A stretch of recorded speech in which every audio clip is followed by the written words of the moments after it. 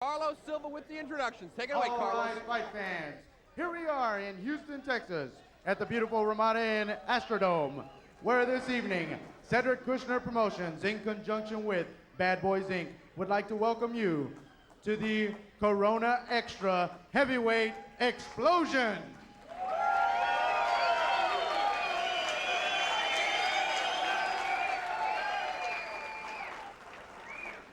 These bouts are sanctioned by the Texas Department of Licensing and Regulation. Inspectors at ringside, Mr. Dick Cole, Bob Simpson, and Henry Villagomez. Physicians at ringside, Dr. Paris Bransford and Dr. Jorge Guerrero. Timekeeper at ringside, Mr. Philip Guillory.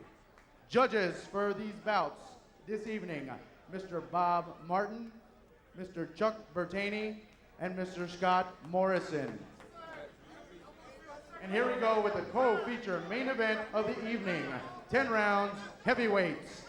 When the bell sounds, the man in charge, Mr. Barry Yates.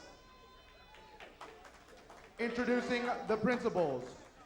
Starting out of the blue corner, wearing white trunks with multicolored trim, weighing in at 216 pounds, with a professional record of 10 wins, only 6 defeats, and 8 by way of knockout. He is from Jamaica. Help me welcome Everton Davis.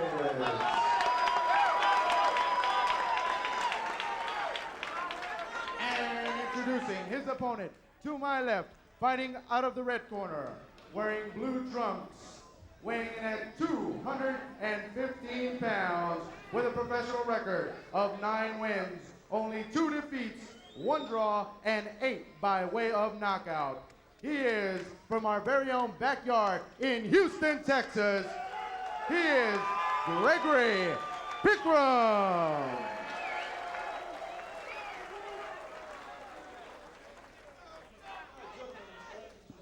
Dressing room. I expect you to obey my commands at all times. Protect yourselves at all times.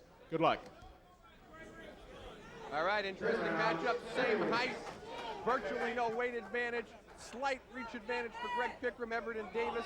The biological clock ticking on him at 31 years of age. He's 4 years older than Chocolate Pickrom. And Bob, I think there's some basic issues here right off the bat. Can Pickrom come back from that knockout? Johnny Ruiz caught him cold in the first round. Can Davis capitalize on that big upset win over Jeff Wooden, getting up off the floor?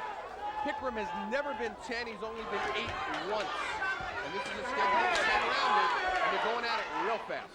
No, they really are. I think Davis's people, Jesse Reed in the corner, are aware of Pickrom's setback, and they're trying to catch him cold early. But Pickrom's a heck of a fighter. You know, he's a tremendous gym fighter. He gives, great accounts of himself in the gym, and there's no feeling out process here for these 2 big guys. You can tell right now, looking at these guys, they're stealth bombers. I mean, they're in tremendous condition for heavyweights. There's not any body fat on these guys to speak of at all. Pickrom in the blue shorts got stopped in his last going. That was July 18th of this summer. Johnny Ruiz catching him in the first round in a fight. For Pickrom. Davis got up off the floor to knock out Jeff Wooden this past June. Stopping Wooden in the 4th round after a 4-fight losing streak. He comes in with a very deceptive 10-6 record. However, his chin slightly suspect. He's been stopped twice in his career, once by Tom Gillespie and the other time by Jeremy Williams. Pickrom's other KO bye came from the hands of Ike Ibiabuchi. Nice body shot, digs into the side. Throw by Davis. I think Davis has got a great beard on him. You know, in the Jeremy Williams fight, he had Williams on the deck, and lost later stages of the fight. Fighting guys like Witherspoon. I mean, he's been in with real tough heavyweight fighters, and always given a great account of himself. He has not been pampered at all. Pickrom, nice right off the left. A little more than a minute to go in round number 1, and he's got Davis backing up. Davis started very fast in this fight. If he's ever had a problem, it's been that he fights in the defensive shell and tries to come out of there as he showed in the Wooden fight. But he's trying to get started. I know Jesse Reed gave him the pep talk before the fight. Both guys exchanging hard punches here early in this bout.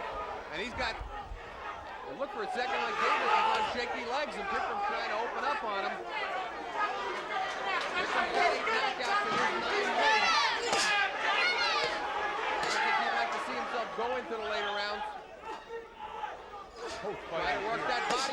The one time that Davis was dropped in the Wooden fight, it was from a body shot. So as sharp as Davis's physique looks, Bob, for some reason he doesn't deal well with body shots, as we got about 20 seconds to go now in the first round, scheduled for 10. Excellent opening round for both fighters here. They're both trying to get something established here early in this fight.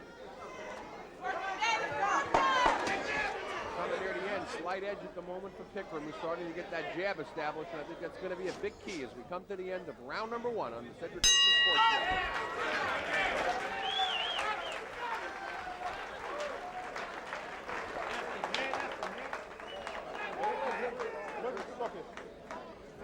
Back in the corner here, Everton Davis. Start too, Bob. No, really, I think that Jesse gave him, you know, the speech beforehand, said, hey, listen, you know, heck with that defensive thing, laying in there and letting this other guy get off and try to come out of that shell, as we've seen him do in the past. He tried to come right out and get started with Pickrom. I had him win at the beginning of the round, and Pickrom coming out. I had it in an even round, both guys trying to get established. I thought Pickrom came on strong enough at the end to pull out the round, even though the first 60 seconds clearly went to Everton Davis. That's the key. Jab is the key. On the inside, throw the uppercut as soon as you get in.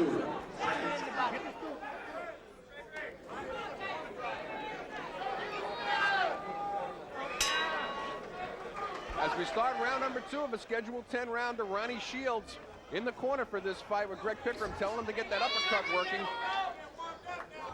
Very good and exciting first round. Very close. He had a slight edge. Greg Pickrom back to Both fighters getting some things accomplished early. You know, one significant thing in this fight is the fact that Everton Davis has been in with tougher competition, has been in tougher fights. He's gotten off the deck before to win fights. Greg Pickrom, really, he's blown a lot of guys out of there. He's an explosive puncher early in the fight, but he's never really been in a war that this thing looks like it could be shaping up to be. Well, let's talk about the competition. Although he had that 4-fight losing streak before the Wooden victory, those 4 losses came to Tom Gillespie, David Tua, Jeremy Williams, and Tim Witherspoon, some pretty good heavyweights. And Jeff Wooden, no slouch, came into that fight with a 13-1 record. And again, Davis got up off the floor for that victory. These guys are mirror images of each other. Beautiful, beautiful fighters. I mean, beautiful bodies for fighters. You know, a lot of times in the heavyweight division, and it doesn't mean that a guy can't fight if he's, you know, got 15% body fat, but these guys simply, Good left-right combination by Pickrom. Answers back. Nice counter punches by Kid Chalk. We're halfway gone in round number 2. Brutal pace for these two fighters. You got to wonder again. Pickrom never been past 8, and he was only there once. Other than that, never been past 4 rounds. Whether he can keep up this pace and this kind of stamina, Bob, will be an interesting test. And we got to remember that both guys took this fight on very short notice, about 10 days out from the date of the fight. Good matchmaking, though, by Bill Benton. Davis trying to capitalize, get back into the heavyweight picture at 31 years of age. Doesn't have a lot of time coming off the big win over Wooden. Chocolate, Greg Pickrom trying to come back after that loss to Johnny Ruiz, and probably that's the biggest name on his resume today. Unfortunately, he was stopped in the first round. When he throws the jab, he's got a nice jab, Pickrom. He doesn't seem to double on it or use it enough or throw anything off it, though, Bob. Yeah, I think he's a little bit hesitant because of, you know, the big counter shots being thrown by Everton Davis. But if he gets into the flow in this fight, I think that jab will be the difference. But Davis really doesn't have a good jab. I mean, he does. He's got a powerful jab, but he's not busy with it like Pickrom can be. And he keeps it down around his knees and tends to telegraph it. I think another thing, I'd be interested why they didn't mention it in the corner. The body work of Pickrom seemed to affect Davis a lot more than even the jab and the uppercuts. But he hasn't used the work to the body much here in round number 2. As we're coming to the close, this is scheduled 10-rounder.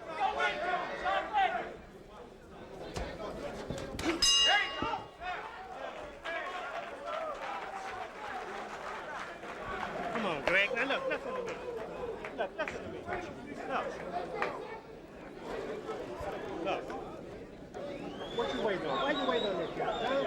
What you waiting on? Again, we'd like to thank the Trophy You Club can win it. for The supplying guy trying to wait for a shot. You tonight's waiting on a shot. And you sit there, look. You walking around just looking at it. What's wrong with your jab? Something wrong with your jab? Huh? We also Jab like okay? to thank the Ramada Inn Hotel for their wonderful hospitality. They have food and plenty Action of from round number 2. Good overhand right, but they traded. And one thing about Pickrom, Bob, he doesn't seem the least bit intimidated in spite of the fact that he's coming off that first round knockout by the hands of Johnny Ruiz. He's trading in there and seems to be taking Davis's best shots and giving him right back, not going into a shell. That's very important that he got through that rough first round where Davis really tried to pour it on him and establish himself in this fight. Round number 3. No knockdowns thus far in the fight. Pretty strong second round for Pickrom as we were talking between rounds. Didn't seem to be intimidated, getting, for lack of a better term, that knockout rust off him. Big right hand lands over the top by Davis. Well, Arnie, but he's rolling in there. He doesn't want to be against the ropes with Everton Davis firing on him like that. Greg Pickrom is a beautiful, what you call, rhythm fighter. He gets into that rhythm and he's just moving, perpetual motion. He gets his hands moving. And you see Davis there holding on a little bit after shooting his load there with that 10-punch salvo combination that he let go on Greg Pickrom. If Pickrom can get into his rhythm, get into, letting his hands go in this fight, I think it'll sway in his direction. I agree with you because I think rhythm's going to be the key to it. He can't keep up an uneven pace for 10 rounds. It'll wear him down. And I'm not sure Everton Davis can go at this pace. He's 31 years of age. The 2 times he's been 10 rounds in his career, he came up both times on the losing end. Losing a 10-round decision to David Tua. Also losing a 10-round decision to Alex Garcia. That was back in '93 against Garcia. But you look at the names. Oh, and a good right Garcia. hand. Oh, he's rocked Pickrom right now. Pickrom backing up on the rope, not offering anything back. Pickrom's in a shell and a good defensive shell there, but he does not want to be there. He does not want to be there with Everton Davis. He's got to stay in the middle of the ring and move that jab. Barry Yates warning Everton Davis to watch the elbow when he gets in close. Pickrom slips the shot but doesn't come up throwing anything and eats a left hook for his father. Davis is a rough fighter. He's been in with tough fighters, 10 rounds. That's the kind of thing that, prepares you for a fight like this, whereas Greg Pickrom in a lot of ways is on untested waters. And we got under a minute to go now in round number 3. This is scheduled for 10. Pickrom's never been there before. Eating a lot of shots this round. Very good round thus far for Everton Davis. Double left hook followed by a right in close, and he's got Pickrom hanging on now for the first time in the fight. Pickrom looking very tired right now, Bob. He looks almost disinterested here or disappointed in himself, but he's coming off a good second round. Oh, and he eats another right hand. He's got a... Oh, and down goes Pickrom. And down goes referee Barry Yates as he shifts over. A fall of Pickrom. He may not make it up here. And he doesn't beat the count. Badly. Davis had him starting in that round, backing him up to the ropes. A big knockout for Everton Davis. Unofficially had him losing the first 2 rounds. First round very close, very good second round for Chocolate Pickrom. Looked like he was starting to get his rhythm started. And Everton Davis came out in the 3rd round in a very winded looking Greg Pickrom. What Bob Spagnuolo described as disinterested. Sort of disgusted with himself, ate a lot of leather in this round, held on for a while, eats a left-right combination there as we look at a replay here in round number 3. Big right over the top, finally puts him on the deck.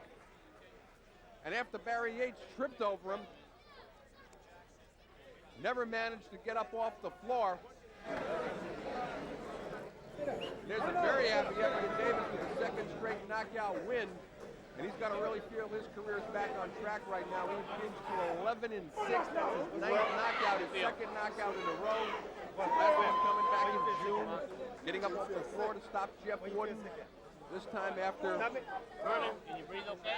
a mediocre 1st and 2nd round, let's say, or feeling out 1st and 2nd round, give him the benefit of the doubt. Came on and stops Greg Pickrom. Now we're going to go up for the official time with our ring announcer, Carlos Silva. Ladies and gentlemen, the official time, 2 minutes, 47 seconds of the 3rd round by stunning knockout. help me enjoy the victory with Everton Davis. There you see Everton Davis improves to 11-6, 9 knockouts, and we're going to take a look. Another angle here on the knockout that came in the 3rd round. Watch for a big overhand over the right, over the top. There's the punch that finally puts down Greg Pickrom, but it was certainly also an accumulation of punches, a dynamite 3rd round for Everton Davis. And I think he knew it was over at that point. Greg Pickrom drops down to 9-3-1, and we got Bob Spagnola with a very happy and on a roll, Everton Davis. Take it away, Spag. I'm here with Everton Davis in his corner, but I'll tell you something, he's concerned for Greg Pickrom right now. That's his major consideration at this point, even in being so happy with this fabulous victory. How do you feel? I think we should pray for him. I really do. Because I'm really sorry that I want to win, but all I want is a win. I don't want to hurt nobody, personally. I just want a victory, man. No, listen, it was an excellent fight. 2 really mirror images of each other. People say about heavyweights, oh, this guy's got 10% body fat. You guys were mirror images of each other, like 2 stealth fighters in there, and it was an excellent matchup as long as it lasted. You know, he rolls with the punch very good, you know, because I was really trying too hard at first to take him out. I just wanted a quick knockout, and that was it, and I was loading up. But I'm glad that I won the fight, but I just hope he's okay. No, thank you for putting me on the show. No, listen, we all hope he's okay, and I feel like he's gonna. His eyes didn't seem to be going back in his head or anything, but he gave. You know, they're watching it on the monitor right now. The knockout, you were hitting him with right hands over the top, and he was rolling them better in the early part of the fight. But when he started backing up to the ropes and letting you get your range on him, you really started to go to town on him. Yeah, and I just thank God for the victory. Believe me, he really surprised me because I thought it would be a little easier. Because I got a lot of experience because I sparred with a lot of good fighters out there, you know. But he really did surprise me for a little. You know, he's a good young fighter, but, you know, we were looking at your record, 10 wins and 6 losses at 31 years old. But really, you got to throw that all out the window. You're with new people now, and you really. You know, it's so important to be able to. I know at times in your career you've been self-managed, handling things. It's too much for a fighter to do. It's too much for a fighter to do, any fighter, regardless. And sometimes the better the fighter, they take more on their shoulders, and it's just they can't handle it all. But you know, you've got it going on. And in the heavyweights, 31 years old is nothing. And as we can all see, taking a look on you, obviously you've taken real good care of yourself. I run 5 miles and I do like 7 sprints, 700-yard sprints. You know, because the sprint is what push it. Because even though I feel tired. Pickrom's getting up here. They gave him a little bit of oxygen. I'm going to bring it over to Jesse Reed here, his trainer. You've been working with Everton for a few months now. Jess, how will you give him a report card on this fight? Well, you know, I'm really pleased with the way Everton changed his rhythm of punches. At the beginning, he was real tight, trying to load up. Come back to the corner. We got him under a little bit of control. He listened to him very well. Went out and started putting the numbers to him. You know what he's talking about. And I'm just, you know, you got to say, great fight. You know, it was good for him. It was 2 guys with the same body fat, good, well-conditioned athletes, and Everton took it to him and won the fight. Yeah, really, you didn't leave anything for discussion. And, you know, a lot of times in heavyweights, give it credit to Pickrom and Davis. They took this fight on short notice. Both of them well-conditioned, came out here and gave it all they had. And, you know, that's what the heavyweight division needs more of. Definitely. I got to run a little bit more. I got to pick up some more sprinting because, you know, I kind of feel a little winded right there. And I really thought I was in excellent condition. I was doing 5 miles. I was doing 7 sprints, 700-yard sprints. I got to pick up the sprinting because the sprinting is what really push you, you know? No, but listen, this fight, it'll open up. We're thrilled to have you here on the Heavyweight Explosion for the 2nd time in about 3 months, and I'm quite sure that we're going to see you back here again. Thank you so much. I really appreciate it. Congratulations, and we'll go back to you, Arnie. Congratulations, fellas. Thank you, Bob. And first, we're pleased to announce Greg.